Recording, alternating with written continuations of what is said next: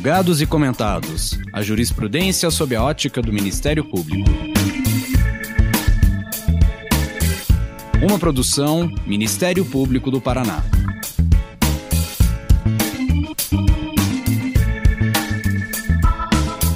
Olá, estamos começando mais um episódio do Julgados e Comentados. Eu sou Fernanda Soares e nesse episódio vamos conversar sobre as possibilidades de flexibilização procedimental no direito penal, com a participação do Dr. Guilherme Madeira Desen, juiz de direito do TJ São Paulo e professor da USP. Nesses últimos anos, o sistema penal brasileiro passou por uma série de reformas legislativas e decisões jurisprudenciais que vêm gerando debates acalorados sobre o tema.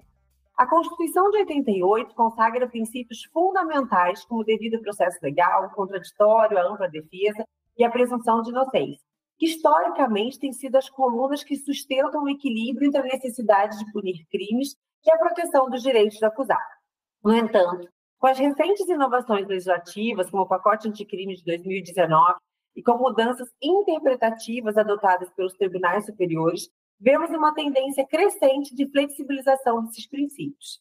Essa flexibilização, embora justificada pela busca da eficiência e celeridade, levanta importantes questões sobre as garantias fundamentais e o impacto dessas mudanças no equilíbrio do sistema penal.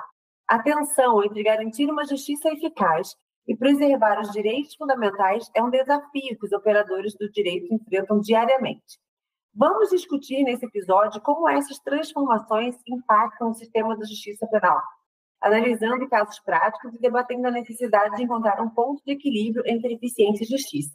E para conversar sobre esse tema conosco, seja muito bem-vindo, doutor Guilherme. Muito obrigado, doutora Fernanda. É um prazer estar aqui com a senhora, com seus ouvintes. Espero que a gente tenha um programa bacana e que a gente possa trocar ideias sobre esse tema da flexibilização e estou ao dispor para a gente começar o bate-bola. Então vamos lá, viu? E esse é um tema que eu confesso que me instiga muito. Eu falo, não é todo tema que a gente traz aqui, né? Que é tema de predileção, assim, de quem está participando do podcast, mas esse realmente é um tema que me encanta. Então vamos lá.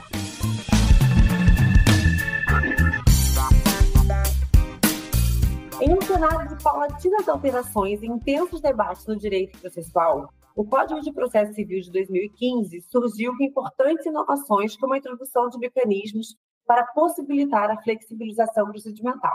Trata-se da chamada adaptação dos procedimentos ao caso concreto, em que as normas previstas na legislação são moldadas ou desconsideradas para aplicação de ritos e formas compatíveis com a resolução de conflitos de modo mais célere possível. O que devemos entender ao falar de flexibilização quando a gente fala em sistema processual penal brasileiro? Trata-se de uma transposição dessas normas do processo civil para o processo penal? Olha só, é importante a gente estabelecer algumas premissas importantes. O processo civil fala da flexibilização, fala do negócio jurídico processual, mas antes de eu definir como eu entendo a flexibilização, eu queria dar 2 ou 3 passos para trás e pensar, descrever como é que a gente faz o processo. Como que a gente faz o processo desde sempre? A gente faz aquilo que eu chamo de um modelo fordista de processo, como se fosse uma fábrica em que cada peça vai sendo colocada e não há preocupação com o detalhe, porque tudo tem que sair igual. O carro que eu compro, que a senhora compra, que os ouvintes compram, se for da mesma marca e modelo, tem que ser igual para todo mundo. Só que o processo, a gente perdeu essa coisa do sentido individual. E quando a gente perde o individual, a gente se afasta da justiça. A minha ideia com a flexibilização é entender que mais importante do que cumprir as regras significa cumprirmos com um sentido de justiça dentro de parâmetros daquilo que eu gosto muito que os italianos chamam de justo processo. Mais do que devido processo legal, eu acho que a ideia do giusto processo é uma ideia que transmite melhor isso.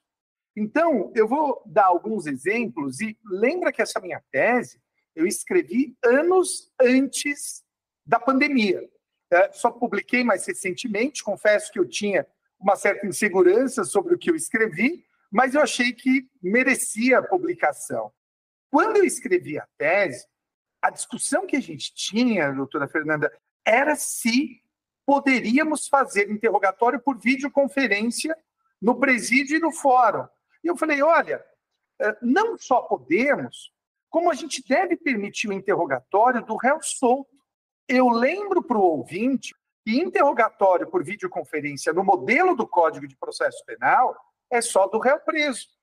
Agora, eu pergunto, por que não permitir do réu solto? E uma vez eu estava falando isso, quando eu estava discutindo a tese, e me responderam assim, não, mas por que o réu solto precisa da videoconferência?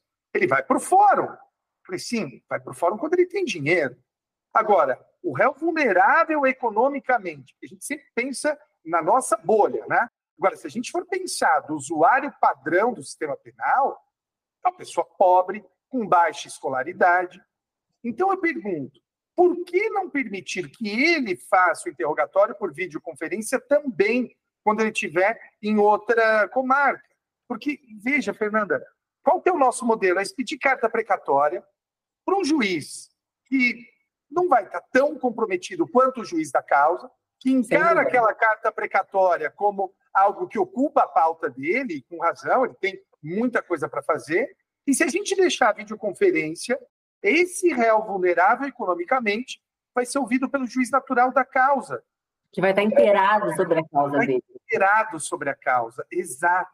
Então, o que eu pretendo com a minha tese é resgatar um pouco aquela ideia da justiça do caso concreto, da individualização do caso, nos afastarmos do modelo fordista de produção de processo e irmos em direção ao modelo que, claro, tem que seguir parâmetros de justiça traçados pela Constituição, pelos códigos, pela Corte Interamericana de Direitos Humanos, mas que não precisa observar na letra a regra. Às vezes, Fernanda, observar a regra do código é fomentar injustiças. Então, a gente tende a associar a forma com a justiça. Eu gosto muito, e dialogo muito com o professor Auri Lopes Júnior, eu gosto quando ele diz forma é garantia. E eu ia falar agora, eu falei assim, tá, mas e aí? Como, né, terão ouvintes aqui que vão arrepiar quando ouvir isso, porque para muita gente tem esse vocabulário, forma é garantia. Mas eu faço uma pequena modificação. Eu digo que forma é condição necessária, mas não suficiente da justiça. O modelo inquisitivo, Fernanda, era um modelo de forma. Eu posso falar em um processo penal que eu observe todos os padrões legais e que ele seja injusto. Então, eu entendo que a forma é condição necessária, mas não suficiente da decisão justa. E aí a gente tem que lembrar, mais do que regras, precisamos observar princípios. No mundo de hoje, um mundo com tecnologia, um mundo globalizado, seguir padrões de regra, às vezes, não é levar à justiça.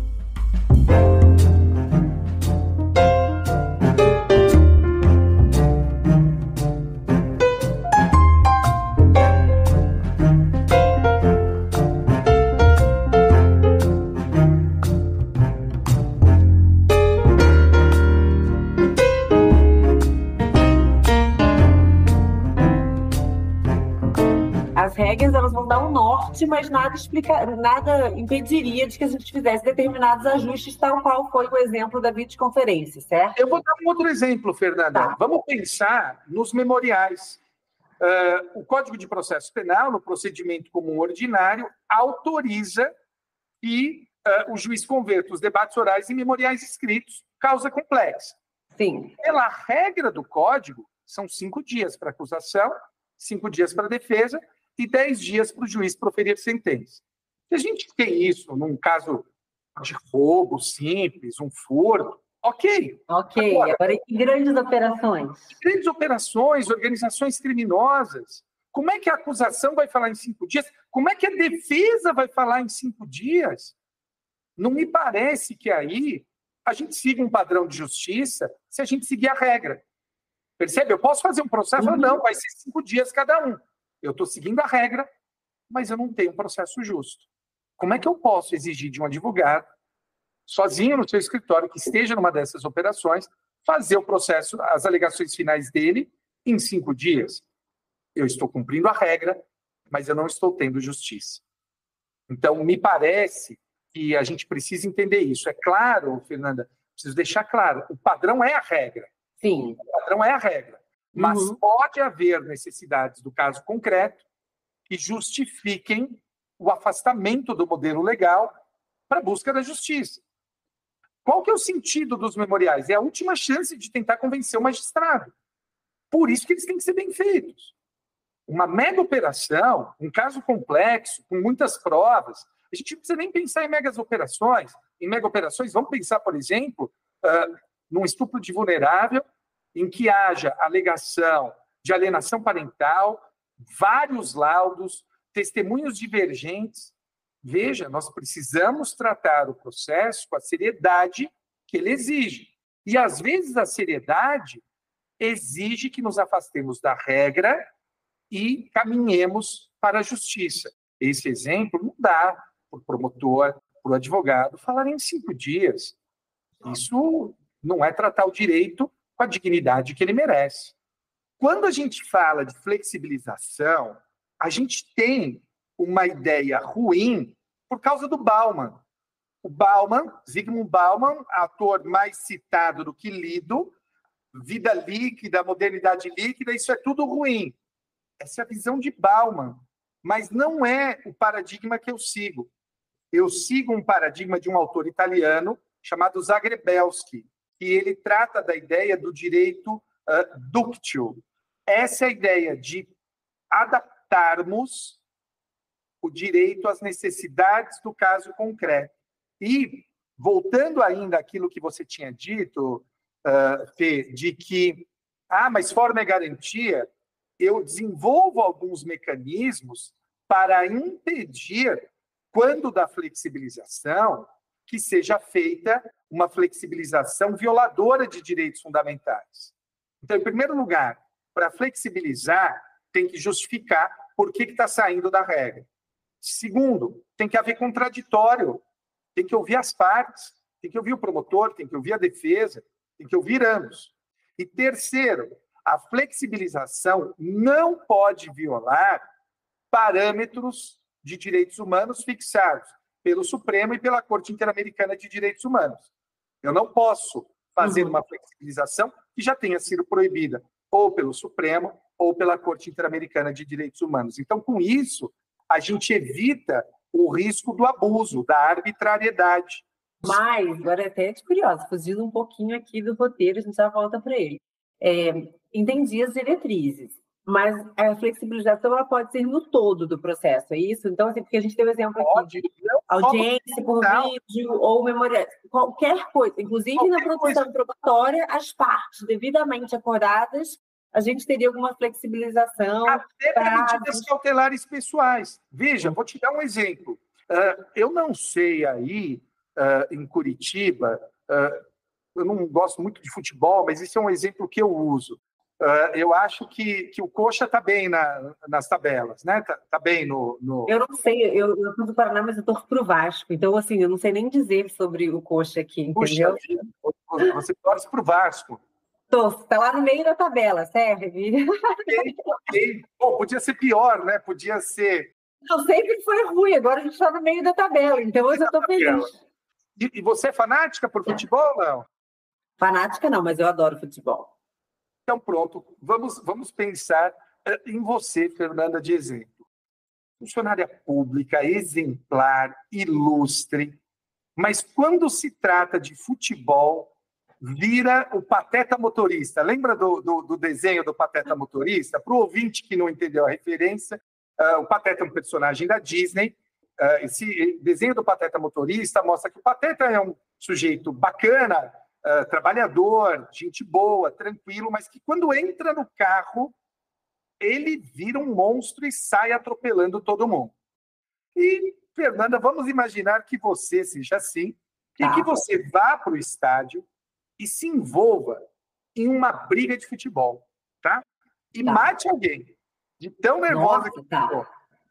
Por que é que eu vou decretar a prisão preventiva sua se é suficiente eu impedir que você vá ao estádio? Só que temos uma coisa, é difícil fazer esse controle, até mesmo dos arredores do estádio. Você pode ser tão fanática que fala, eu fico lá nos arredores do estádio para arrumar confusão, ou seja lá o que for.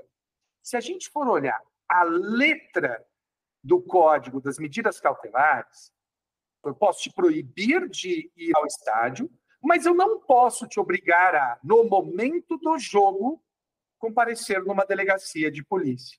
Com a flexibilização, eu poderia falar, olha, eu não decreto a preventiva, porque o único problema dela é em se tratando de jogo, mas nos dias de jogo do Vasco, ela é obrigada a comparecer na delegacia e ficar lá durante 1 hora antes e até 1 hora depois do jogo. Percebe?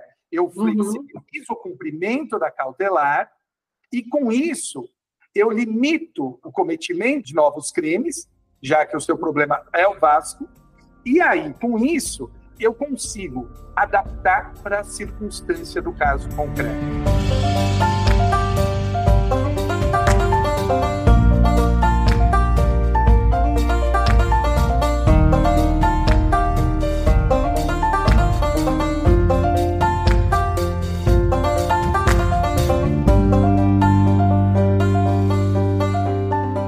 Dentre os elementos para a aplicação da flexibilização procedimental pelo julgador, está presente, então, a necessidade de explicar os fundamentos que justificam essa flexibilização, respeitando sempre o contraditório formal e material.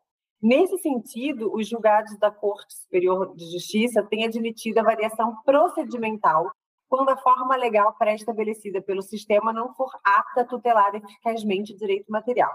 Nesse contexto, qual a importância do binômio necessidade e adequação para que o julgador possa tomar uma decisão fundamentada quando ele for aceitar essa flexibilização?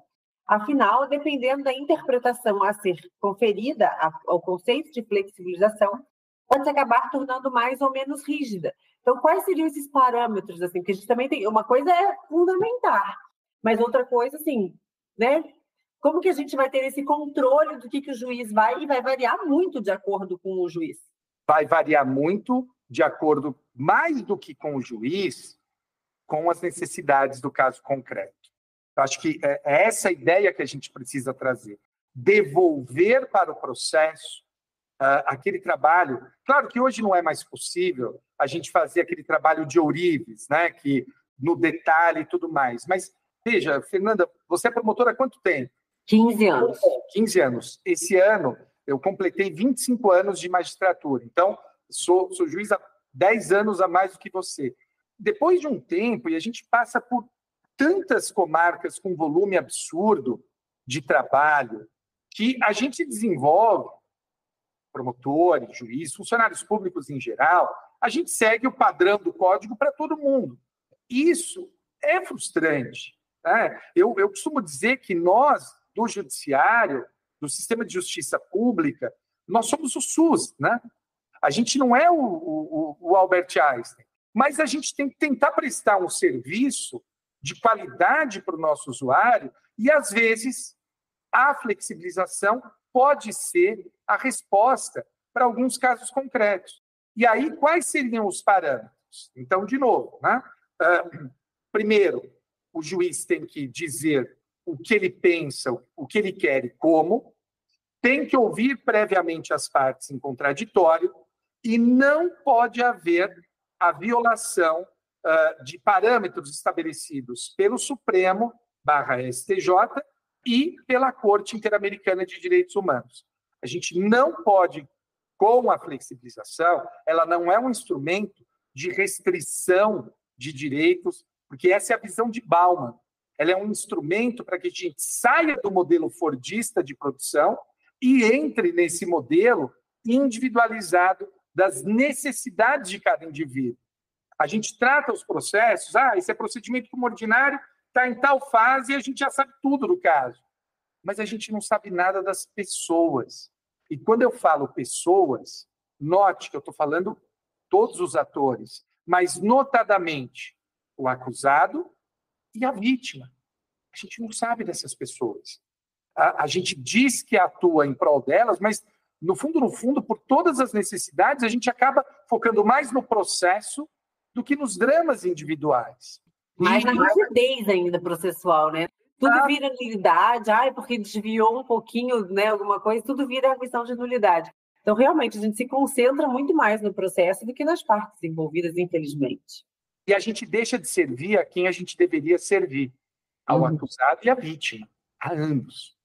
Mas a gente tem visto, assim, essa flexibilização, a gente pode até dizer que ela está sendo mais aceita pelos tribunais superiores, quando a gente vê que muita coisa que antes era nulidade absoluta, hoje ele já tem certo, assim, caminhando para nulidades relativas, dizendo assim, não alegou, precluiu, coisas que, seguindo a forma, por exemplo, esses dias eu vi uma decisão relacionada ao interrogatório, e aí falou assim, não, na ausência de prejuízo, né, deixou válido e tudo mais, mas a gente percebe essa mudança de posicionamento, de coisas assim que antes tinham que ser estritamente na formalidade legal, hoje, ainda que não seja, mas alcança o objetivo, os tribunais não têm anulado. Olha, o que me parece aqui, a gente já tem tempo suficiente de casa, de MP, de magistratura, no meu caso, de docência também, de pesquisa. Esses parâmetros, nulidade absoluta, nulidade relativa, estão esgarçados pela jurisprudência, e isso é ruim, porque falta parâmetros objetivos para os advogados, os promotores e para o juiz. A gente não sabe mais como se portar. Eu não sei se esse caso que você mencionou do interrogatório é o momento do interrogatório na audiência. Isso, é o momento do interrogatório na audiência. Veja, esse caso, para mim, me parece que, com todo respeito, esse me surpreendeu, porque deixou haver inversão e eu fiquei meio assim. E ainda falou assim, a não alegação de prejuízo, né, nem levantou no momento oportuno, precluiu. E eu falei, gente, mas é o momento do interrogatório. Até que ponto que é possível a gente aceitar uma situação dessas? Afinal, ia uma defesa contraditória. Mas sabe o que é pior? Esse é um precedente do Supremo Tribunal Federal de 2016. É o HC 127.900. Nós temos um precedente do plenário do Supremo que, passados quase 10 anos, não é cumprido. Então, acho aqui que é importante também a gente entender a cultura dos precedentes. Eu tenho uma amiga professora, a professora Daniele Galvão, que, aliás, é daí. A Dani talvez seja uma das maiores especialistas em precedentes no país. E eu falo para ela fica meio brava comigo, eu falo, Dani, nós somos um país que tem dificuldades em fazer precedentes, tem dificuldades em identificar precedentes, tem dificuldades em seguir precedentes dos quais discorda. Então, essa cultura dos precedentes ela é muito importante. Mas esse exemplo que você acabou de citar, Fê, é um exemplo claro de que nós não seguimos precedentes. E mais, tinha ministro, agora já aposentado, que não seguia esse precedente, embora tenha participado do julgamento. Seguir precedentes que você concorda não é seguir precedente. A questão é seguir precedentes dos quais você discorda. Os precedentes são importantes. Então, a gente tem que fazer bons precedentes, temos que cumprir os precedentes, identificar os precedentes e segui-los, gostando ou não. Então, aí, por isso que eu falei dos parâmetros do STF e do STJ. Não dá para fugir aí dos precedentes invocados por ele. E aí, a gente volta para a questão inicial da nossa discussão. Nulidade absoluta e nulidade relativa. São categorias que não estão servindo mais ao direito. E elas eram importantes porque elas nos davam um norte para onde seguir. Posso seguir aqui, posso seguir ali, até aqui eu posso ir, a partir daqui eu não posso ir. Só que hoje, como tudo virou uma questão de demonstração de prejuízo, seja na absoluta, seja na relativa, você tem que demonstrar o prejuízo, acabou ficando esgarçada essa divisão, essa separação. Então, isso me incomoda muito, mas isso é um tema para um outro podcast.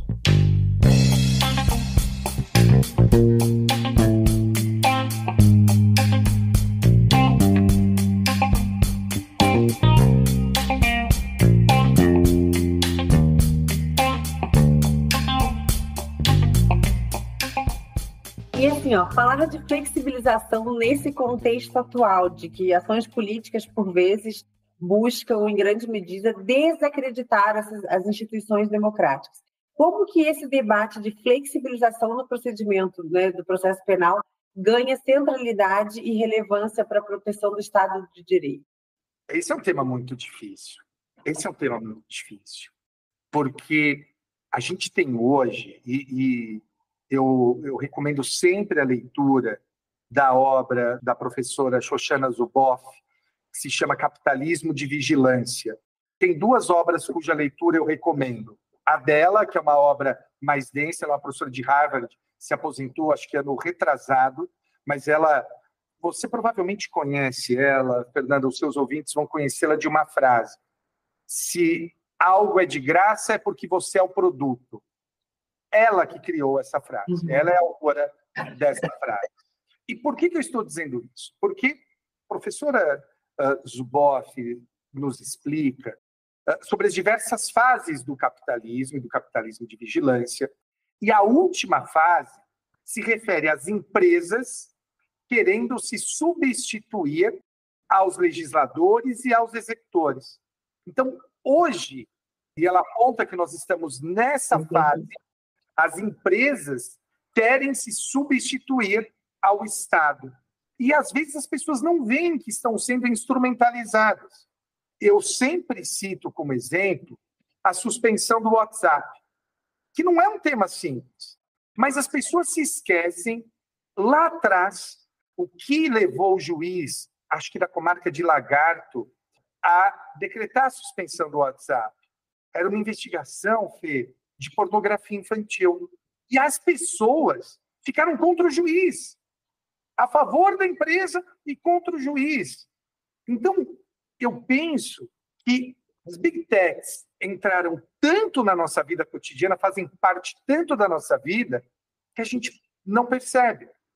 E, ao não perceber, a gente acaba assumindo a defesa da companhia e esquecendo outros valores. As companhias, hoje, acabam sendo, por vezes, mais poderosas do que os estados. Então, a gente tem que tomar cuidado com isso. E eu não estou dizendo que é uma questão fácil. Não é. É uma questão difícil. Mas as pessoas foram contra uma investigação, no fundo, que estava investigando pornografia infantil para defender a empresa. Então, esse é um tema, e eu sugiro enfaticamente a leitura da obra Capitalismo de Vigilância. É uma obra maravilhosa, embora muito grande, deve ter aí umas 1.500, 1.600 páginas, mas é uma leitura instigante. E no YouTube deve ter aulas da professora Zuboff, com 2 Fs, Z-U-B-O-F-R. Uma coisa, a gente estava aqui, a todo momento a gente estava falando da flexibilização procedimental, tá? Mas, contudo, a gente tem visto também, além dessa flexibilização, tanto no cenário brasileiro quanto internacional, a expansão dos espaços de consenso como a colaboração premiada, que tem alterado um pouco essa perspectiva. Cada vez mais ordenamentos têm recorrido a acordos entre acusação e defesa, em que o imputado, então, colabora com a persecução penal em troca de benefícios.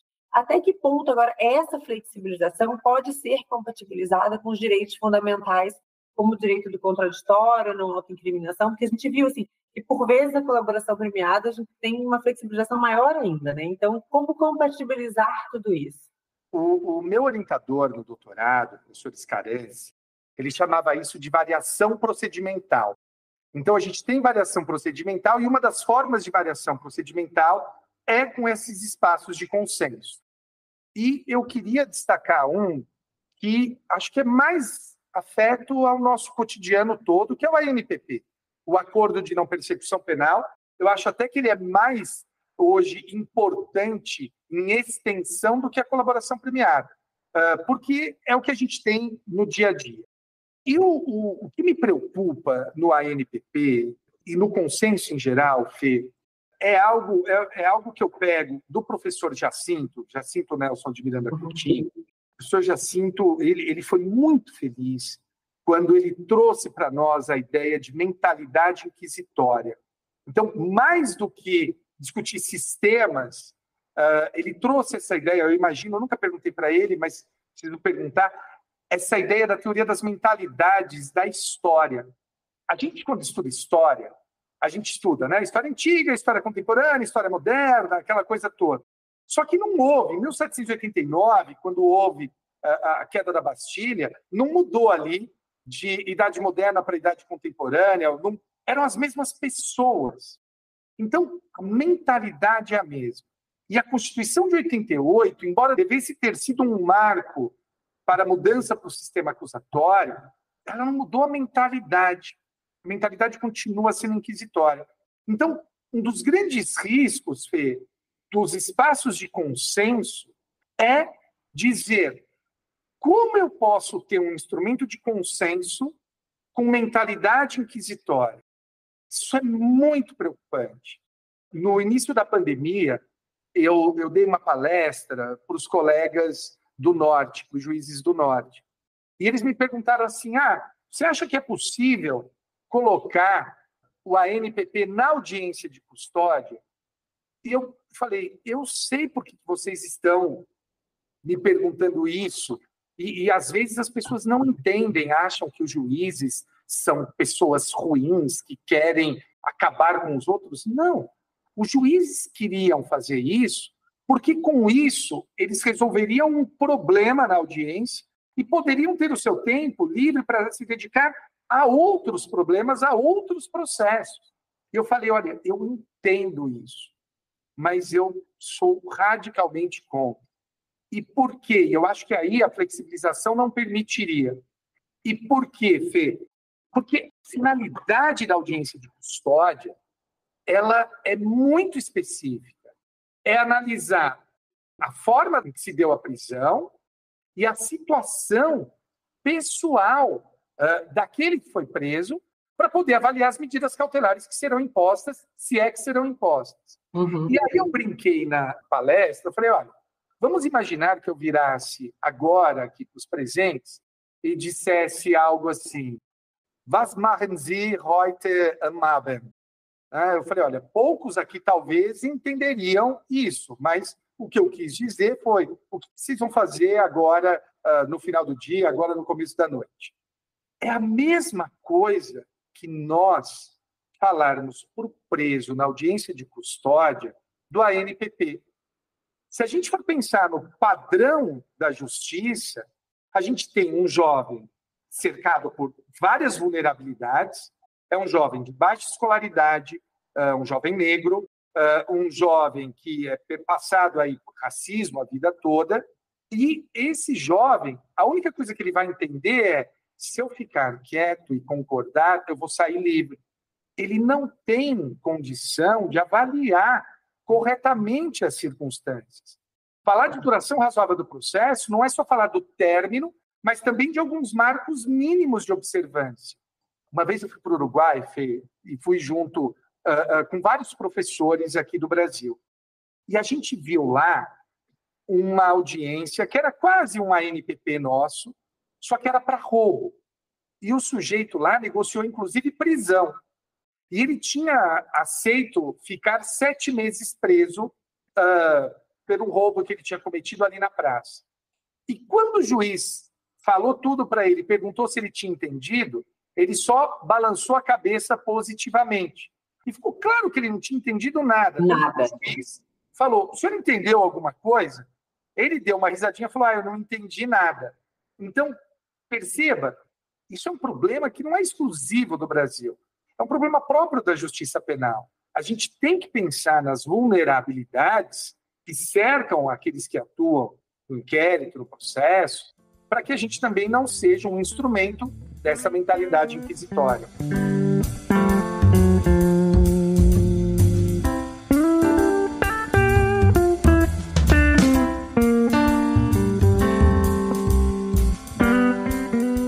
Fazer agora o advogado do diabo, pegando exatamente esse exemplo da NPP na audiência de custódia. Será que eu sou contra também, mas será que alguém não poderia simplesmente pegar, por exemplo, os limitadores ali que você propõe, que sejam a diretriz da flexibilização e falar assim, não, olha só, formalmente eu também estou seguindo tudo, sabe? Porque nesse exemplo que você deu, Guilherme, a gente não tem que fazer... A gente faz um juízo muito de valor em relação ao próprio acusado, a capacidade que ele tem de discernir naquele momento se ele consegue ou não aceitar. Aqui a gente tem uma avaliação quase que subjetiva, de dizer, olha, naquele momento ele vai aceitar qualquer coisa. E aí, assim, eu sou a favor da flexibilização contra o ANPP na custódia, mas não poderia alguém, por exemplo, algum operador do direito, para fundamentar um ANPP na custódia, demonstrar claramente, olha, eu segui todas as diretrizes aqui que você disse que teria que ter, formalmente elas estão aqui, ó, observei os tratados internacionais e etc, etc, e aí eu só não fiz esse juízo de valor que você fez, e entendo, ao meu ver, que não seria relevante que bastassem apenas cumprir aquelas diretrizes. Como a gente compatibilizar que não sejam diretrizes apenas de caráter assim, objetivo, sabe? Primeiro é importante entender que a gente trabalha com a média, né? Média das pessoas.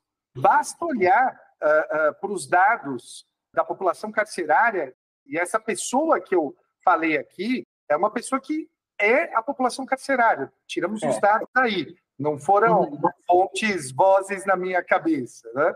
Então, a gente tem uma pessoa que já está perpassada por várias vulnerabilidades.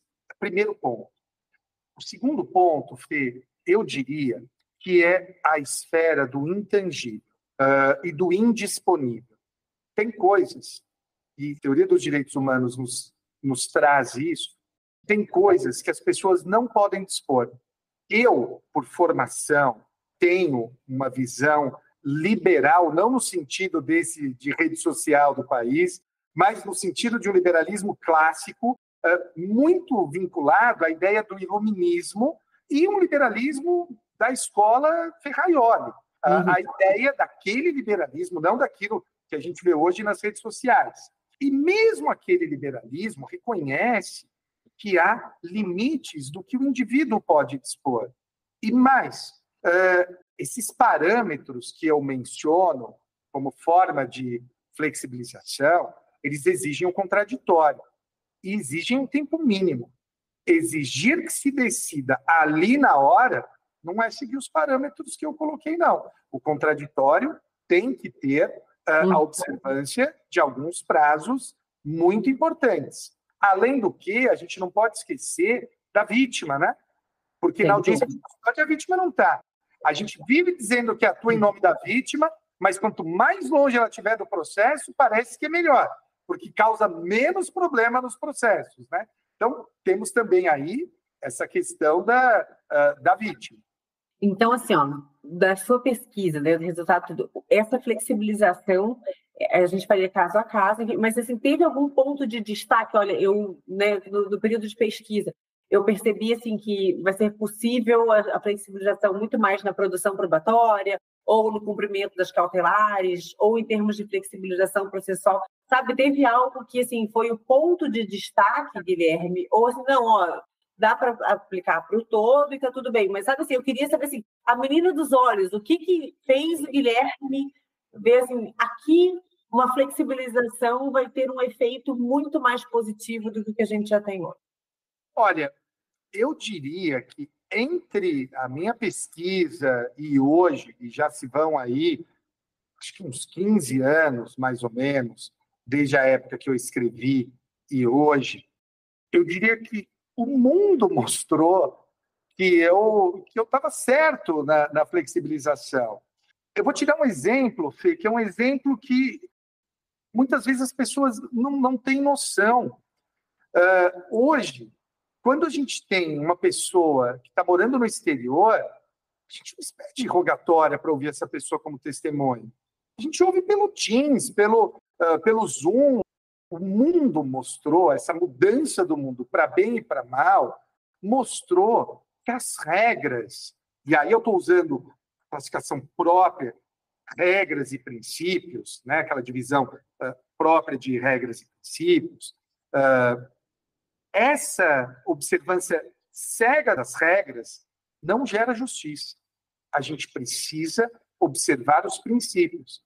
Então, veja, eu mando o link para a pessoa, eu tenho o promotor, eu tenho o advogado, eu tenho o juiz, a gente ouve, percebe? Acabou. Então, eu sou super a favor da videoconferência, eu tinha escrito um artigo já, mais ou menos nesse sentido, de que era para ampliar, antes da pandemia, né, de que era para ampliar amplo e restrito e tudo mais, Mas eu fui questionada naquela oportunidade, e aí eu não sei se seja... Eu sei que não é só sobre isso, a flexibilização, mas já que esse é um exemplo que você trabalha bastante, Guilherme, eu fui questionada por uma colega na época que falou assim, tá, mas se você não acha que a videoconferência, tá bom, é algo que veio para ficar, a gente faz tudo, precatório, rogatório, mas você não acha que você perde um pouco da qualidade da prova? Olha, eu brinco que esse é o argumento Patrick Jane, né? Para quem não entendeu a referência, era uma série que passava antigamente chamada The Mentalist. O Patrick Jane é o personagem da série, interpretado por um ator australiano, e ele, por microexpressões das pessoas, ele conseguia identificar se a pessoa estava mentindo, estava falando a verdade.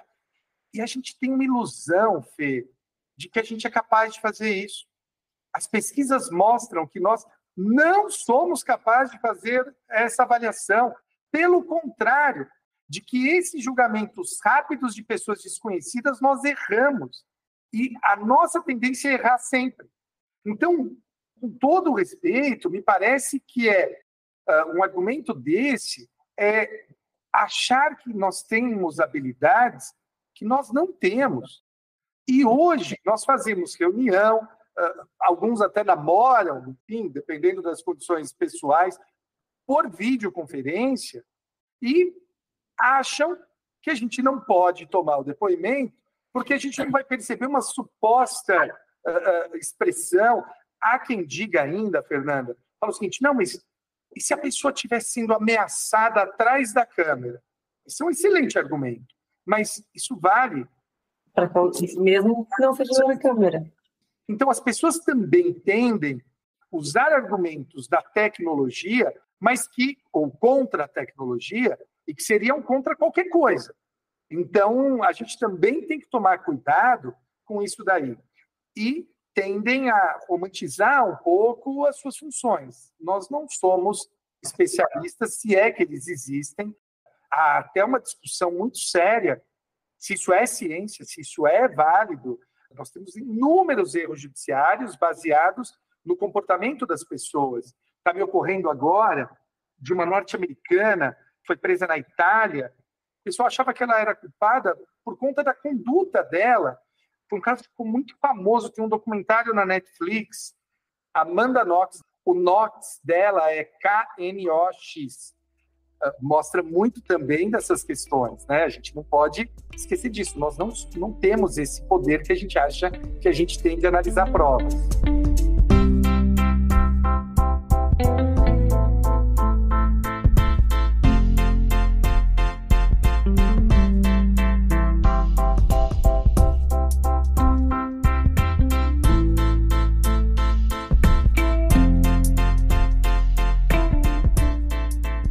Olha, Guilherme, foi um prazer ter você aqui. Infelizmente, a gente tem que já fazer esse encerramento, mas a conversa estava tão agradável que a gente nem percebeu, então foi ótimo. Venha mais vezes participar aqui dos Julgados e Comentados com a gente, porque eu tenho certeza que tudo aquilo que você trouxe hoje vai trazer inquietações assim, para os nossos ouvintes, né? Vai trazer reflexões, talvez discordâncias, anuências, mas o objetivo aqui dos Julgados e Comentados é esse, né? Que cada um consiga sair do episódio após ouvi-lo de um jeito diferente, concordando ou não, mas que a gente possa refletir, tá? Então, assim, foi um prazer enorme. Muito obrigada. Eu que agradeço, foi um prazer falar com vocês. Muito obrigado pela atenção. Fiquem com Deus, sejam felizes. Valeu. E aos nossos ouvintes, não se esqueçam de nos seguir nos aplicativos de sua preferência e também nas redes sociais. Procurem o Instagram da escola por ESMP_PR ou acesse nosso perfil na descrição do episódio e nos enviem também sugestões de tema, dúvidas ou comentários. Muito obrigada, gente, e até a próxima. Uma produção Ministério Público do Paraná.